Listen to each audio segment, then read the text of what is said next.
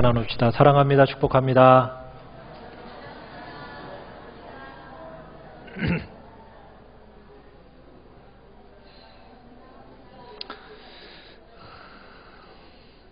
네. 자, 오늘 말씀의 제목 우리 같이 한번 따라해 보겠습니다. 깨어나라, 회개하라. 오늘은 사대교회에 대해서 우리가 함께 말씀을 나누고자 합니다. 사대라는 지역은 일찍부터 양털 가공업, 염색업 이것이 크게 발전한 지역입니다. 그리고 지역 최대 금맥이 흐르는 금 생산지이기도 했습니다. 그래서 엄청나게 부유했던 곳이 바로 이 사대라는 지역입니다. 여러분, 돈이 넘쳐나면 어떻게 되죠? 네, 건전하게 잘 살죠? 네, 그럴 일은 없죠. 네, 돈이 넘쳐나다 보니까 쾌락이 발달하고 향락이 발달해서 흥청망청하는 그런 퇴폐적인 분위기가 이 도시 전체에 가득하게 되었습니다. 또 이 도시에는 에베소에는 어떤 신이 있다고 그랬어요? 기억이 안 나시죠? 아데미. 아데미라는 그런 신전이 크게 있었어요. 근데 이와 맞먹는 거대한 여신의 신전이 또 이 사대라는 지역에 있었는데, 시벨레라는 여신의 신전이 이 지역에는 있어서 또 우상 숭배가 굉장히 극심했던 곳이 이 사대라는 지역이었습니다. 그렇게 크게 번창하고 부유했던 이 도시가 AD 17년에 큰 지진이 일어납니다. 대지진이 일어나면서 이 지역이 심각한 타격을 입게 돼요. 그러면서 도시 태반이 폐허가 돼버립니다. 그 뒤에 이제 이 도시가 복구가 되긴 합니다. 어느 정도 회복이 되긴 했지만은 그 전에 이전과 같은 영광은 되찾지는 못해요. 특별히 이제 오늘 기록되는 이 요한계시록에 기록될 당시에 무렵 이 사대 사람들은 굉장히 축 늘어져 있었습니다. 그리고 무기력하고 그런 가운데서도 뭐라고 생각하냐면 한물 가버린 그 영광, 옛날의 과거의 영광에 매달려 산 사람들이 바로 그 당시 요한계시록에 기록된 당시의 사대 사람들이에요. 그러니까 어떻게 보면은 실력은 없고 자존심만 남은 그런 속빈 강정 같은 그런 지역의 사람들이 사대 지역의 사람들인 겁니다. 그런데 이 사대 교회가 그런 도시를 그대로 닮아버립니다. 자, 1절을 보시면은 1절 중반절에 이렇게 시작을 합니다. 내가 내 행위를 아노니, 이렇게 말씀을 하세요. 내 행위를 안다. 자, 여기서 내 행위를 안다라는 이 말에는 겉으로 드러나는 일뿐만 아니라 그 뒤에 숨겨진 동기까지도 아신다라는 지금 내용이 들어있는 겁니다. 그러니까 주님은 겉모습만 보시는 게 아니죠. 우리의 뭐까지 보신다고요? 속마음까지 보시고 그 교회의 영적인 본질까지 꿰뚫어 보시는 분이 바로 우리 주님이시란 얘기입니다. 여러분, 두렵죠? 우리의 속마음까지 꿰뚫어 보고 계시는 그 주님이라고 하니까 우리가 두렵고 떨리는 일 아닙니까? 우리는 사람의 눈만 속이면 된다고 생각하는 경향이 있잖아요. 우리가 교회 사역할 때도 마찬가지입니다. 그저 사람의 눈에 어필하는 쪽으로만 주로 신경을 씁니다. 그런데 하나님은 뭘 뚫어보신다고요? 우리의 영혼, 속마음까지 꿰뚫어 보신다고요. 그렇기 때문에 우리는 진실해야 됩니다. 순수해야 되는 거예요. 그러면서 사대교회를 향해서 3절 하반절에 뭐라고 얘기하노니? 내가 내 행위를 아노니. 자, 그 다음 읽어보십시오. 시작. 내가 살았다 하는 이름은 가졌으나 죽은 자로다. 뭐라고요? 살았다 하는 이름은 가졌으나 죽은 자로다. 이 사대교회가요, 그 당시에는 아주 유명한 교회였어요. 사람들의 입에 오르내리는 유명한 교회였어요. 적어도 겉모습만큼은 괜찮았다고요. 이름은 살았다. 무슨 얘기예요? 잘 알려졌다는 얘기죠. 사람들이 그 교회를 정말 우러러보고 바라볼 만한 그런 교회였다라는 거예요. 그런 교회였기 때문에 사람들의 눈 보기에는 정말 살아 움직이는 번창한 교회처럼 보였어요. 정말 겉으로 볼 때는 유명한 교회요, 번성하는 교회요, 평화스러운 교회였어요. 그런데요, 그 평화라는 게 어떤 평화냐? 공동묘지와 같은 평화라는 거예요. 공동묘지의 평화와 같은 평화. 여러분, 그 평화라는 게 교회의 좌석의 죽음이란 얘기입니다. 교회에 출석해서 모두 다 같이 앉아 있어요. 예배를 드려요. 그런데 실상은 뭐라고요? 시체가 앉아 있다는 거예요. 얼마나 무서운 겁니까? 그런데 사람들 사이에는 어떻다고요? 유명해졌대요. 좋은 교회라고 사람들로부터 인정받았다라는 거예요. 그런 착각 속에 살아간 겁니다. 여러분, 영적으로 죽었다. 여러분, 이 의미를 1절 아까 중간에서 내가 뭘 안다? 행위를 안다고 그랬죠. 자, 이 행위라는 게 어떤 행위겠습니까? 교회 안에서 행해지는 행위가 어떤 행위가 있습니까? 우리 교인들이 하는 일이 뭐가 있어요? 수많은 어떤 행사, 사역, 그다음 활동들이 있겠죠. 어떤 활동들이 있습니까? 예배드려요. 그러니까 출석률도 좋았습니다. 그 교회는 출석률이 좋았어요.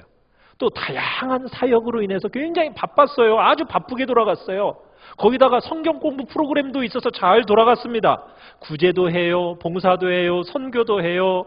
뭐 다양한 사역들을 골고루 다 하고 있는 거예요.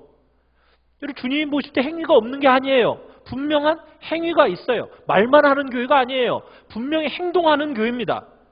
그런데 주님이 유명한 그 4대 교회를 가리켜서 뭐라고 얘기했다고요? 실제로는 뭐였다고요? 죽었다고 진단하신다는 거예요. 죽었다고. 여러분, 이상하지 않습니까? 선교도 해요, 봉사도 해요, 구제도 해요, 기도도 해요, 성경 공부도 해요.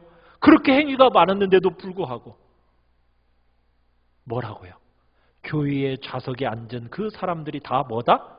시체가 앉아있다. 겉으로는 행위가 있다고 할지는 모르겠지만 그 안에 생명력이 없다. 활력이 없고 생명이 없다라는 거예요. 실천이 있고 행동이 있긴 한데 생명력이 없어 죽어있다라는 거예요. 예배는 예배가 드려지긴 하는데 그 안에 살아 숨쉬는 하나님과의 인격적인 생명력 있는 그런 하나님과의 만남이 있는 예배가 아니라는 거예요. 그래서 2절에서 보면 이렇게 얘기합니다. 너는 뭐라고요? 일깨어 라고 얘기해요. 일깨어. 영어로는 wake up. 무슨 뜻입니까? 일어나. 그죠? 일어나. 지금 영적으로 잠들어 있다라는 거예요. 깊은 잠에 빠져 있어서 잘못하면 지금 어떻게 생겼다는 거예요? 죽음의 상태에 지금 빠지게 생겼다라는 거예요. 그러니까는 지금 4대 교회는 스스로 이렇게 생각해요. 아유, 이만하면 됐지 뭐. 우리 교회는 이만하면 됐어 하면서 스스로 만족하고 자기 만족의 잠에 빠져 있는 겁니다. 잘못된 현실에 대해서 만족해하는 거예요.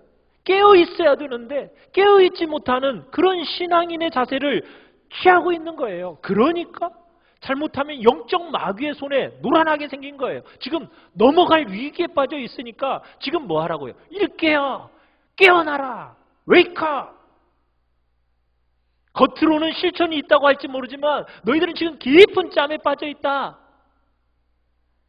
피상적인 실천만 있을 뿐이다. 온전한 실천이 없다라는 거예요. 그래서 우리 2절을 한번 읽어봅시다. 2절 시작.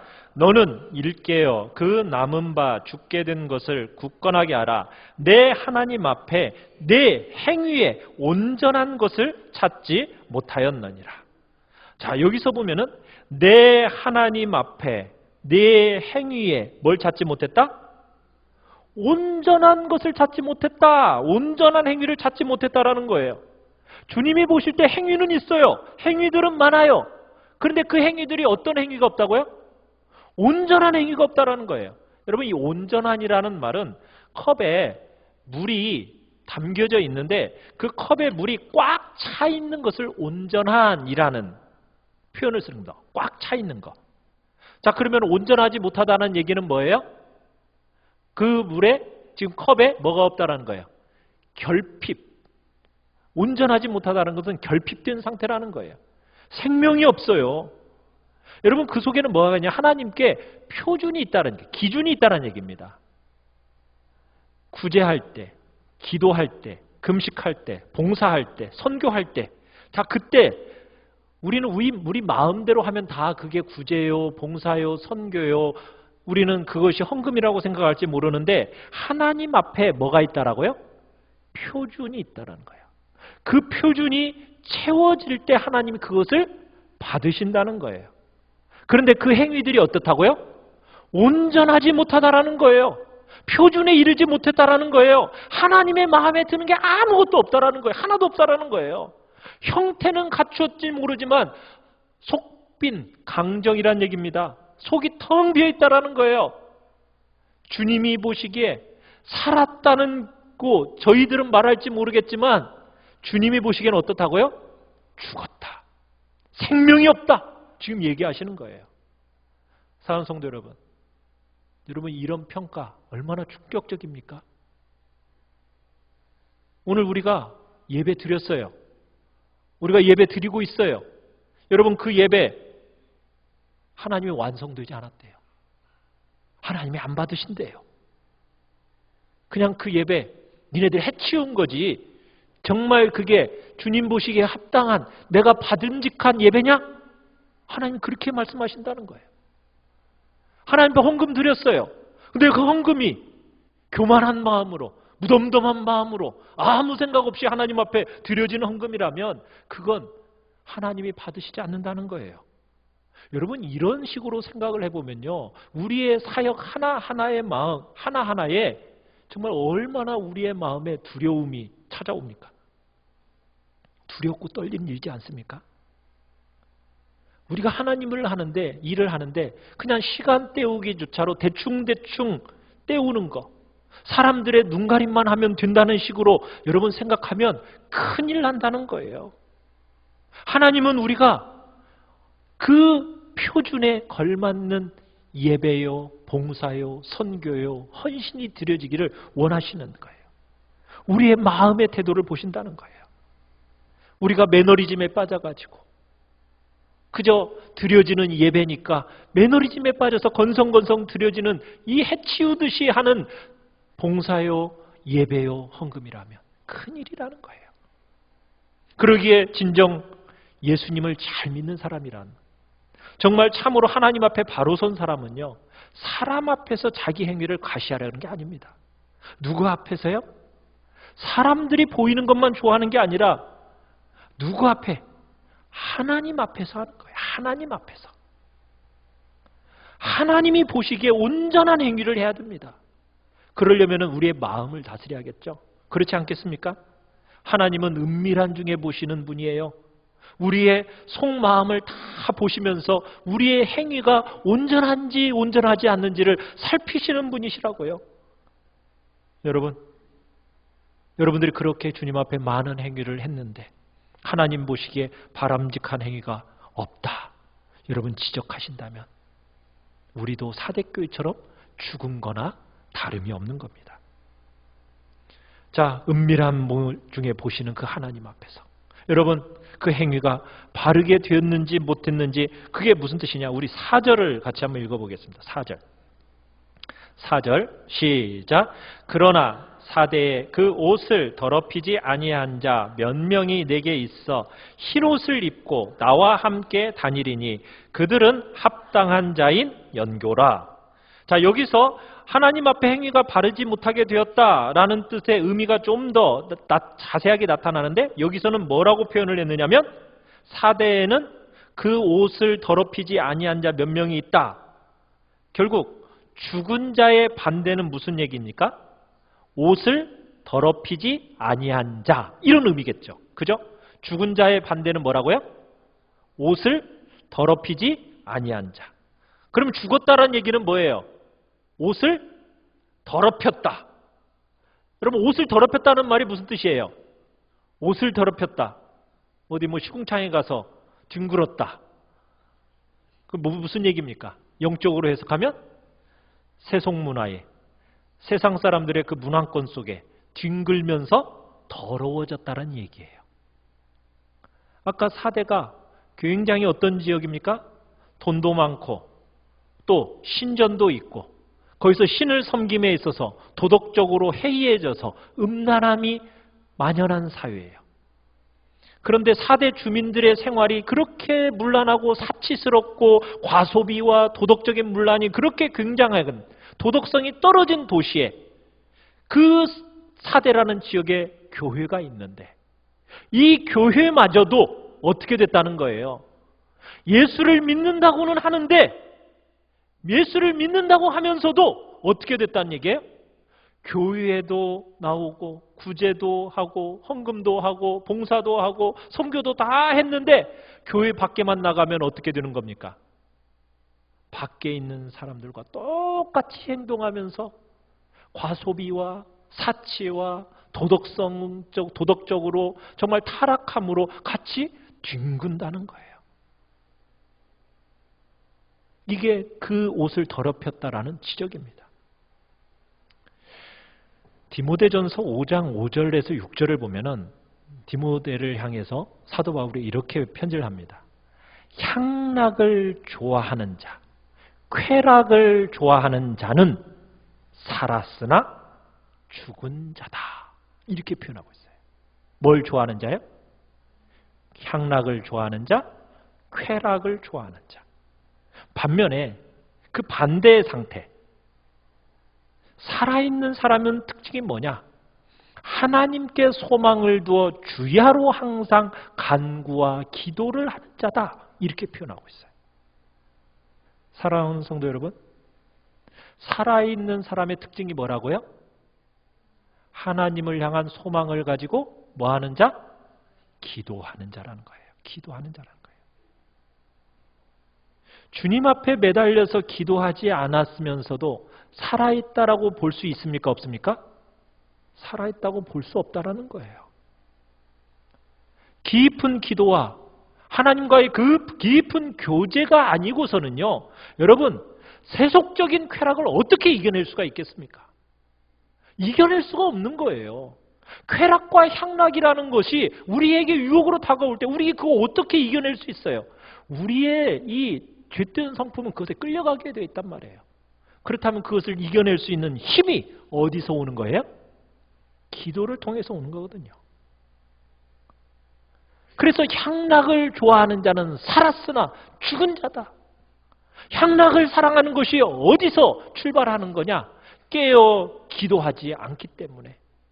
기도하지 않으면 하나님께로부터는 힘을 얻지 못하고 능력이 없으니까 그 향락과 쾌락에 넘어갈 수밖에 없다는 거예요. 그래서 2절에서 너는 뭐하라? 일깨어라. 깨어나라. 깨어 뭐하라는 거 얘기했습니까? 기도하라는 얘기죠.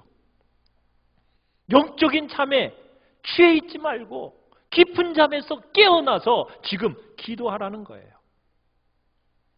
여러분, 이 깨어나라는 얘기가 그냥 한번 딱 깨어나라 해서 벌떡 깨어나는 것으로 끝나는 게 아닙니다. 이것은 현재 진행형 동사입니다. 헬라어에서는. 그러니까 한두 번 일어나는 게 아니라 뭐예요? 계속해서 일어나서 정신 바짝 차려야 된다는 거예요.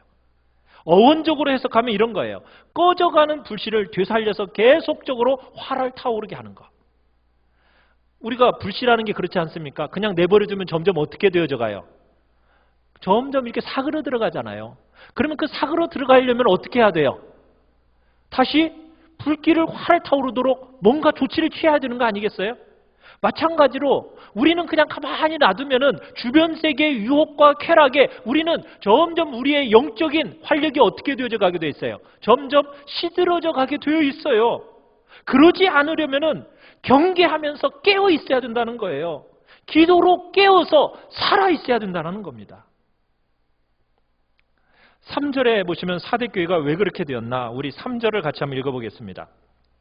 시작. 그러므로 내가 어떻게 받았으며 어떻게 들었는지 생각하고 지켜 회개하라. 만일 일깨지 아니하면 내가 도둑같이 이르리니 어느 때 내게 이르는지 내가 알지 못하리라. 여러분, 사대교회가 왜 그렇게 되었을까요? 그러므로 내가 어떻게 받았으며 어떻게 들었는지 생각하라. 이렇게 되어 있죠. 받고 들은 것, 뭘 받았고 뭘 들었을까요? 사대교회가 뭘 받고 뭘 들었어요? 뭘 받은지 모르겠어요. 복음을 받았겠죠. 복음을 들었겠죠. 처음 사대교회가 들었던 그 복음의 진리, 그 죽게 된 거, 본래 들은 복음을 무시했기 때문에 이런 일들이 나타났다는 거예요. 그 죽게 된 자리에서 벗어나는 길은 뭐냐? 기초로 돌아가라는 거예요. 생각하라. 여기는 기억해내라는 거예요. 기억해내라. 너 어떻게 복음 들었는지, 너 어떻게 복음을 들었는지 기억해내라는 거예요. 처음 복음을 들었을 때 여러분의 마음의 순수함과 열정 여러분 있으셨습니까? 여러분 그 처음 복음 들었을 때 그 순수함과 열정 여러분 기억나세요? 지금은 어떠세요? 그거 기억해내야 된다는 거예요. 뭐 새로운 진리가 필요한 게 아니에요. 복음을 처음 들었을 때 내가 감동하면서 그 예수 그리스도의 그 사랑으로 너무 감격스러웠던 그 때 기억해내라는 거예요. 다시 그 진리의 감격을 회복해내라는 거예요. 처음 받았던 은혜 기억해내라는 거예요. 그것이 처음 사랑을 회복하는 더없이 좋은 길이라는 겁니다. 그러면서 이렇게 얘기하죠. 3절에 생각하고 그 다음에 뭐 해라? 지켜 회개하라. 받은 은혜를 기억한 다음에는 뭐 해라? 지켜 회개하라. 순종과 회개. 여러분 이건 한 세트로 가는 겁니다. 순종과 회개. 하나님의 말씀을 다루면서 그냥 대충 기억하고 대충 생각하고 대충 듣고 여러분 이렇게 살면 안 됩니다. 이건 망하는 길입니다. 어떻게 들었는지 여러분 어떻게 받았는지 기억해내고 그대로 지켜야 돼요. 기억하지 않고 지키지 않으면은 여러분 죽는 겁니다. 살아나기 위해서는 뭐 해야 돼요? 기억하고 지켜내야 돼요. 그런데 우리는 보통 이렇게 생각하죠. 회개한 다음에 순종할 수 있을 거라고 생각하죠. 그렇지 않습니까? 뭐가 먼저라고 생각을 해요? 회개 다음에 순종이다. 근데 오늘은 어떻게 얘기하고 있습니까? 순종 다음에 회개라고 얘기하고 있죠. 지켜 회개하라. 순종하고 회개하라. 왜 이렇게 썼을까요? 우리는 이렇게 생각할 수 있어요. 아유, 제가 마음이 안 움직여서요. 순종 못 하겠어요. 그렇게 말하시는 분들이 있어요. 그죠? 제가 마음이 안 움직이는데 제가 어떻게 해요? 그 위선이잖아요. 그런데 성경에서는 뭐라고 얘기해요? 일단 마음이 안 움직여도, 마음이 완전히 안 움직이더라도 몸을 움직여서 하나님의 말씀에 순종해라. 그러면서 회개해라. 이렇게 얘기하고 있어요. 그냥 안일한 자기도취에 빠져가지고 그곳에서 깨달아가지고 이만하면 됐다. 여러분 절대로 그렇게 생각하면 안 돼요. 여러분 하나님의 일을 대충 해치우는 태도 여러분 고쳐야 됩니다. 영적인 나태함의 길에 계속 머물러서면 안 돼요. 미루지 말아야 돼요. 지금 즉시 결단해야 됩니다. 하나님 앞에 무릎을 꿇어야 되는 겁니다. 주님께서 깨라고 하신 후에 만일 일깨지 아니하면 어떻게 하신대요? 3절에 만일 일깨지 아니하면 내가 뭐처럼 도둑같이 이르리니 어느 때에 네게 이르는지 네가 알지 못하리라. 여러분 여기서 도둑같이 이른다, 오신다 할 때 뭐가 오신다는 게 무슨 얘기일까요? 재림하신다는 얘기일까요? 아닙니다. 주님이 도둑같이 오신다는 것은 주님이 징계하시는데 도둑같이 와서 징계하시겠다라는 거예요. 징계를 위해서 주님이 사대교회에 찾아오시겠다라는 거예요. 회개와 경성을 촉구했는데도 불구하고 주님의 말씀을 무시하면 이미 회개의 말씀을 하셨기 때문에 예고 없이 도적같이 와서 내가 징계할 거다. 지금 이렇게 말씀하시는 겁니다. 사랑하는 성도 여러분, 주님의 징계를 받는 거 좋습니까? 안 좋습니까? 주님이 손대시면 무섭잖아요. 그죠? 그러니까 뭐 해야 돼요? 회개하라고 하나님께서 주님께서 자꾸 촉구하시는 그때 뭐 해야 돼요? 돌이켜야 돼요. 순종해야 돼요. 심판의 주님을 만나기 전에 여러분 징계의 주님을 만나기 전에 우리는 빨리 돌이켜야 되는 겁니다. 그러면서 2절에 이런 표현이 있어요. 자, 2절 보시면은, 자, 너는 일깨어. 그 다음 한번 읽어보십시다. 시작. 그 남은 바 죽게 된 것을 굳건하게 하라. 네. 그 남은 바 죽게 된 것. 자, 남은 것이 있다는 거예요? 없다는 거예요? 남은 것이 있다는 얘기죠. 지금 약간의 남은 은총이 있다라는 거예요. 지금 완전히 죽은 것 같아 보이기는 하는데 거기에 지금 아직 뭐가 남아있어요? 불쏘시개가 아직은 남아있다라는 거예요. 최후의 희망이에요. 주님은 그래서 야단을 치시면서도 살아날 소망이 있기 때문에 마지막 지금 그 기회를 주시는 거예요. 남아있는 거 빨리 살려내서 너희들 죽지 않게 해라. 지금 임박한 죽음 앞에 있는데 깨어나라. 명령의 반응을 보여라. 임박한 죽음을 피하고 그 한 가닥의 희망 잡을 수 있다는 거예요. 그런데요, 여러분, 이 놀라운 은혜가 어떻게 주어지느냐? 어떻게 살아나느냐? 우리 1절을 다시 한번 읽어보겠습니다. 1절. 시작. 사대교회의 사자에게 편지하라. 하나님의 7 영과 7 별을 가지신 이가 이르시되. 자, 주님이 자신을 뭐라고 표현하고 있습니까? 하나님의 7 영과 7 별을 가지시니, 이렇게 표현하고 있죠. 여러분, 7 영이 뭘까요? 전에 설명해 드렸는데 7 영이 뭐라고요? 성령이에요. 성령. 완전하신 성령을 가리키는 겁니다. 성령. 자, 그런데 이 7 영을 가지신 분이 누구예요? 주님이세요. 예수 그리스도예요. 그분에게 뭐가 있다라는 거예요? 죽은 교회를 살릴 수 있는 그 생명력이 누구에게 있다라는 얘기입니까? 우리 주 예수 그리스도에게 있다라는 거예요.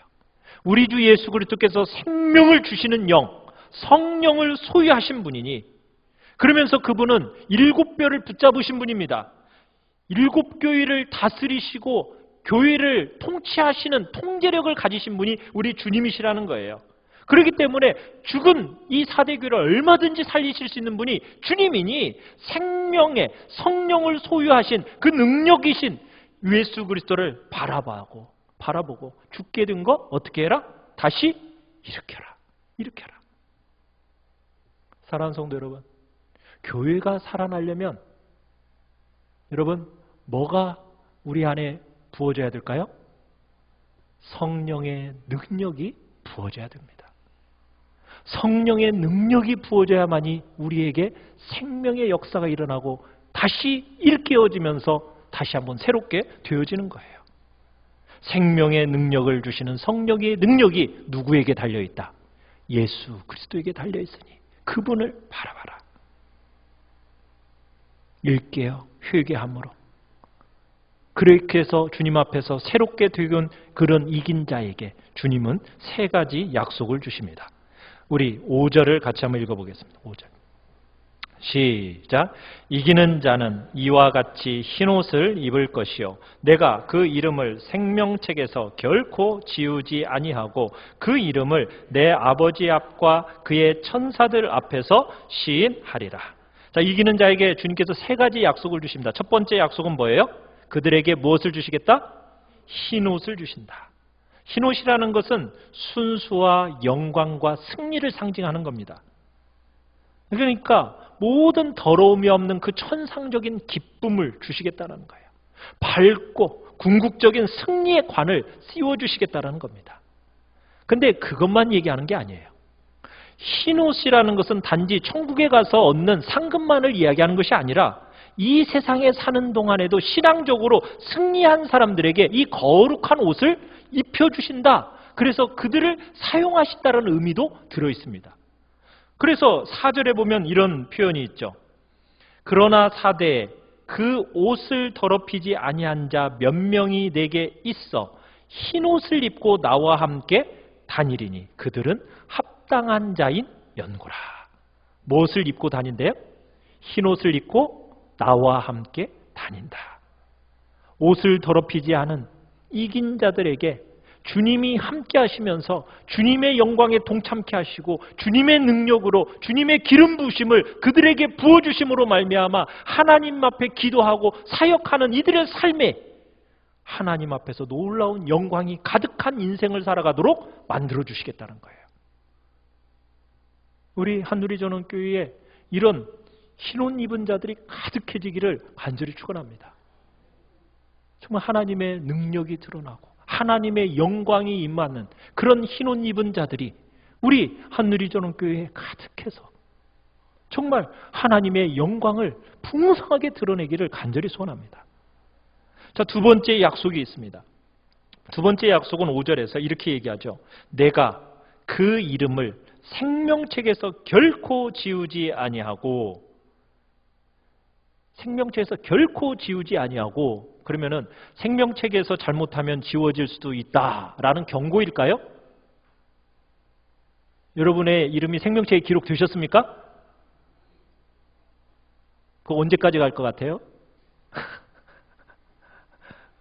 그 지워질 수도 있을 것 같습니까? 결코 안 지워집니까? 이 말은 도대체 뭐예요?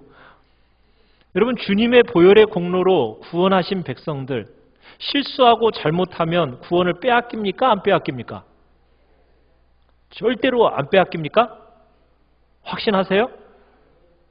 네. 구원이라는 것은 전적으로 하나님의 주권으로 되는 것이기 때문에 여러분, 하나님 앞에 쓰여진 생명체에 기록되어진 이름 결코 지워지지 않을 겁니다. 그런데요, 중요한 건 뭐냐면 하나님의 주권이라는 것과 인간의 순종이라는 것은 함께 간다라는 것을 기억하셔야 돼요. 하나님의 주권과 인간의 순종은 함께 나타나게 되어 있어요. 결국 구원이라는 것은 하나님의 그 주권적인 은혜를 받아들이는 인간의 신실성하고 직결되어 있는 겁니다. 여러분, 우리의 구원 절대로 없어지지 않습니다. 생명책의 이름 지워지지 않습니다. 그러나 우리의 마음속에는 항상 어떤 마음의 태도를 가지고 살아야 됩니까?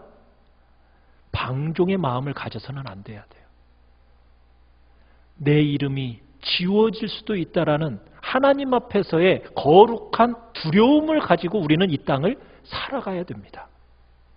그렇지 않으면 우리는 방종의 길로 흘러버리기 때문이에요. 그래서 주님은 이렇게 말씀하시는 거예요. 그러면서 세 번째로 뭘 얘기하시냐면 하나님 아버지 앞과 천사들 앞에서 참 내 성도라는 사실을 부끄러워하지 않고 시인하겠다라고 지금 약속하고 계세요. 여러분, 생명책에 많은 사람들의 이름이 기록되어 있을 겁니다. 여러분, 그 이름들 가운데 승리하는 성도들의 이름을 주님이 어떻게 하신다고요? 특별히 기억하시고 천국에서 공개적으로 이름을 하나님께서 인정해 주시겠대요. 여기 계시는 우리 모든 성도님들이 생명책에 쓰여진 그 이름이 하나님 앞에서 천사들 앞에서 공개적으로 불려지면서 정말 자랑스러운 이름으로 드러나기를 간절히 축원합니다. 우리 주님이 아버지, 이 사람 좀 보세요. 정말 훌륭하고 대단하지 않아요? 정말 특별히 기억하시고 상금 많이 주세요. 주님이 이렇게 말씀하시는 사람. 여러분, 우리의 이름, 사람들은 이름에 대한 굉장히 자존심과 짐령이 강하지 않습니까? 자기 이름 좀 알아달라고 얼마나 그래요. 그런데 한 세대만 지나가면 그렇게 유명한 사람들 이름들이 다 어떻게 됩니까? 다 사라지잖아요. 다 잊혀지잖아요. 그러나 우리가 세상에서는 크게 인정받지 못한다 할지라도 영원한 천국에서 하나님 앞에 설 때 천국 천사들 앞에서 그리고 모든 성도들 앞에서 그의 이름이 불려지면서 내가 너를 안다. 내가 너를 정말 잘 안다. 너는 정말 훌륭한 전사였지. 마귀들이 너 때문에 벌벌 떨었지. 세상이 다 나를 버리는 가운데서도 너만은 나를 끝까지 사랑하고 충성했다라는 거 내가 인정한다. 착하고 충성된 종아, 잘하였다. 사랑하는 성도 여러분, 이때의 감격, 이때의 영광, 여러분 한번 상상해 보시기 바랍니다. 여러분, 이 상급을 바라보며 우리가 사역을 하셔야 되는 거예요. 6절 우리 같이 한번 읽겠습니다. 시작. 귀 있는 자는 성령이 교회들에게 하시는 말씀을 들을지어다. 귀 있는 자는 들을지어다. 이 사대교회만을 향한 말씀이 아니죠? 귀 있는 자, 귀 있으십니까? 여러분, 사대교회의 요소가 사대교회만 있는 게 아니에요. 우리에게도 동일한 사대교회의 요소들이 있다라는 거예요. 사대교회 야단칠 때 그냥 저들만 야단받나 보다 이렇게 나하고 상관없이 듣지 마시고 나의 안에 있는 사대교회와 같은 요소 많은데 주님이 참고 계시는구나 이렇게 인정하고 주님 차갑게 식어버린 이 심령에 성령을 주님 부어달라고 우리 기도해야 되는 겁니다. 주님이 바로 그 7영을 소유하신 분 아니십니까? 생명의 성령이 주님의 손아귀에 있으니 주님 내 메마른 심령, 차가운 심령에 주님 부어주십시오. 성령의 단비를 부어주십시오. 우리 교회에 성령의 단비를 주님 충만하게 부어주셔서 부흥의 불길이 타오르게 하여 주시옵소서. 여러분 우리 이거 기도해야 되는 겁니다. 주님 안에 뭐가 있으니까? 성령의 능력이 붙들려 있으니 우리 시간 주님 앞에 그러한 마음으로 기도하며 찬양하며 나가길 원합니다. 우리 시간 같이 찬양합시다.